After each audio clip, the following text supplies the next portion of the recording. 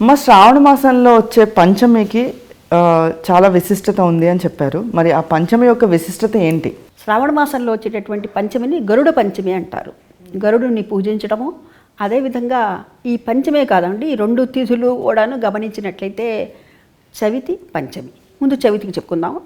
చవితి రోజున మనము నాగుల చవితికి కార్తీక మాసంలో శుక్లపక్షంలో వచ్చేటటువంటి చవితిని ఏ విధంగా అయితే నాగుల చవితిగా చేస్తామో, అదేవిధంగా కొన్ని ప్రాంతాల వారు, ముఖ్యంగా రాయలసీమ వారు కనుక గమనించినట్టయితే వారు కార్తీక మాసంలో పోయిరు. వారు ఇప్పుడే శ్రావణ మాసంలోనే పుట్టలో పాలు పోస్తారు. వారికి ఉండే ప్రాంత ఆచారం. మేము ఎందుకంటే ఒకప్పుడు క్వార్టర్స్లో ఉన్నప్పుడు మేమందరం వెళ్ళి పాలు పోసొస్తుంటే మాకు నైబర్ ఉండేవారు. ఆవిడ వచ్చేది కాదు. ఏమండి మీరు ఎందుకు రారండి అంటే, మేము శ్రావణ మాసంలో, ఆవిడ ఒక్కతే వెళ్ళి శ్రావణ మాసంలో పోసొచ్చాం. అంటే వారి ప్రాంత ఆచారం అన్నమాట. అంటే మనం ఎట్లా అయితే నాగుల చవితికి చేస్తామో యథాతథంగా అనమాట.